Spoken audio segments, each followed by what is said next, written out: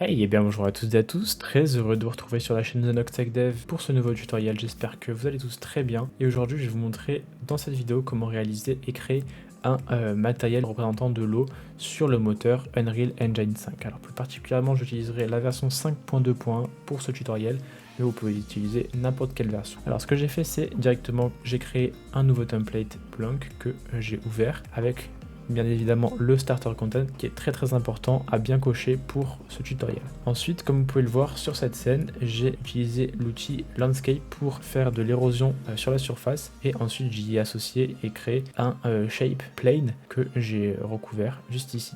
Vous allez voir pour la suite du tutoriel. Alors ce qu'on va faire c'est directement créer notre matériel. Voilà, vous l'appelez comme vous voulez. Moi pour le tuto je vais l'appeler Watermat.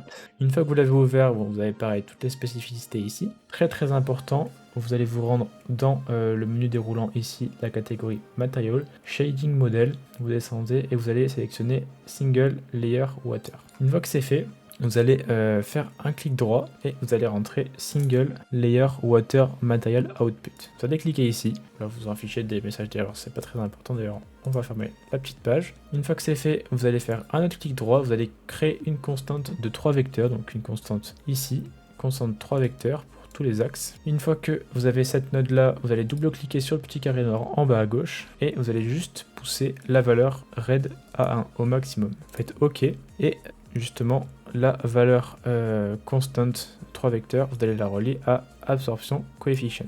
Une fois que c'est fait, vous allez créer 3 constantes simples. Voilà, on va ensuite les dupliquer. Il y en a une qu'on va mettre à la valeur 1, on va la relier juste ici à la réfraction, une autre sur l'opacité et une autre sur la base color, comme ceci. Vous faites apply et là vous voyez que ça commence à ressembler à quelque chose de translucide, à quelque chose qui ressemble un peu à de l'eau. Enfin, en tout cas au niveau de la couleur, même si ce n'est pas encore terminé. Ensuite, ce qu'il va falloir faire, c'est rajouter 2 nodes qui vont s'appeler texture sample. Voilà, et c'est là le starter content va être hyper important. Vous allez cliquer sur le petit carré ici noir en bas à gauche et ici dans texture vous allez cliquer water et vous allez sélectionner T-Water N comme ceci. Pareil pour celui-là, water comme ceci. Voilà. Ensuite, une fois que c'est fait, il vous restera plus qu'à créer 2 nodes panner, pareil, CTRL-C, CTRL-V, vous les mettez juste ici. Ce qui sera très important, c'est que du coup, pour avoir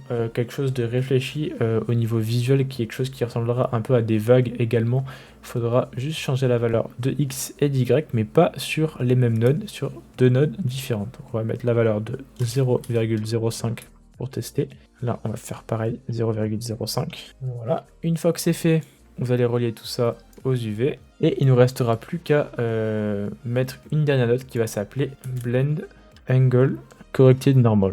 Donc voilà, vous allez relier la première comme ceci, la deuxième juste ici et le tout, le résulte, à la normale. Voilà. Ensuite, vous faites Apply. Vous pouvez fermer la petite fenêtre. Ici, on a notre matériel qui est tout prêt et vous avez juste à faire un glisser-déposer. Et là, vous voyez que votre matériel votre water material est tout prêt et vous pouvez l'assigner à n'importe quelle texture. Si vous voulez mettre aussi un cube, une sphère, n'importe quoi, vous voyez que votre matériel est fonctionnel et dynamique avec des petites vaguelettes et des reflets plutôt sympathiques. Voilà pour ce nouveau tuto, j'espère en tout cas que la vidéo vous aura plu. N'hésitez pas comme d'habitude à mettre un maximum de pouces bleus pour le référencement, ça fait toujours super plaisir.